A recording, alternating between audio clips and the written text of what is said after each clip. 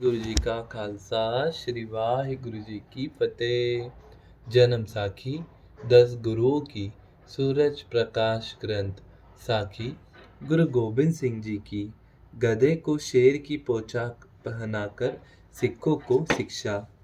एक दिन गुरुजी ने सिखों को शिक्षा देने के लिए शेर की खाल रात के समय एक गधे को पहनाकर बाहर खेतों में घोड़ दिया। हरे खेत खाकर गधा बहुत मस्त हो गया। एक दिन रात के समय अपने मालिक कुमरा के घर आकर खड़ा हो गया। कुछ देर बाद जब कुमरा के गधे हींगो तो वह भी बाहर से हींगने लगा।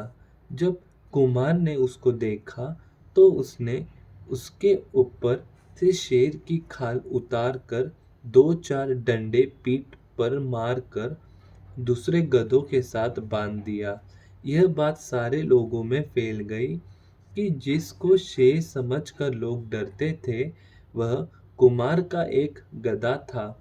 जिस पर से खाल उतार कर कुमार ने उस पर छट ला दी।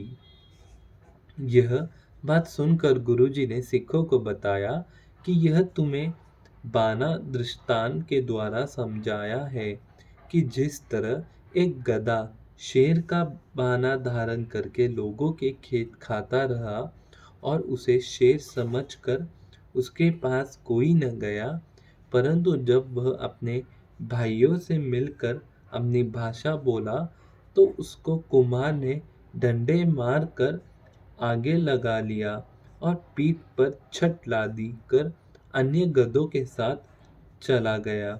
इसी तरह सिक्खी बाना है, जो इसको धारण करके इस पर कायम रहेगा उससे सारे लोग भय खाएंगे, परंतु जो सिख बहाने पर असूलों को त्याग देगा उस पर सब कोई अपने हुक्म की छट ला देगा और खरी खोटी बोली के डंडे मारेगा। यह दृष्टांत सुनकर सारे सिखों ने प्रण लिया कि वह कभी भी सिक्की बानी और असूलों का त्याग नहीं करेंगे। धन गुरु नानक। सारा सिख और आधा सिख। तदुपरांत सदगुरु जी ने सिखों को शास्त्र धारण करने के गुण बताए हुए कहा कि राज्य शस्त्रों के अधीन होता है, इसलिए तुम शस्त्रों को धारण करो और उनके चलाने का अभ्यास करो।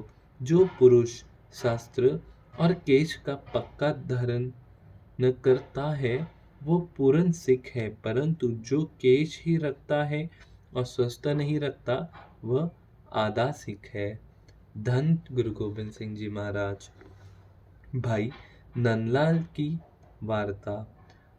गजनी के हकीम के मीर मुर्शिद छज्जू राम के घर भाई नंदलाल जी का जन्म हुआ। जब यह 12 साल के हुए तो इनके पिता ने इन्हें वैरागियों का शिष्य बना दिया। 18 साल की आयु तक भाई नंदलाल जी फारसी विद्या पढ़कर फारसी के अच्छे कवि बन गए।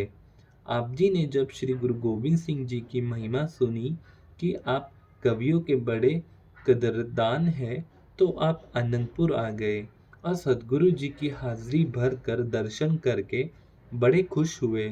बहुत समय आप जी के पास ठहर कर गुरु जी की अपमा में कविता लिखकर अपनी श्रद्धा के फूल भेंट करते रहे। भाई जी ने एक पुस्तक आप जी की महिमा में लिखकर उसका नाम बंदगी नामा रखा, परंतु गुरु जी ने उसे पढ़कर वचन किया, यह बंदगी नामा नहीं जिंदगी नामा है। इसे पढ़कर पुरुष की जिंदगी सुखमय हो जाती है। इस तरह भाई नंदलाल जी ने जिनका अपनाम जिनका अपनाम गोया था और भी बहुत पुस्तकें लिखकर गुरु जी को भेंट कर दी। धन श्री गुरु गोबिंद सिंह जी महाराज। वाहे गुरु जी का खालसा वाहे गुरु जी की फतेह।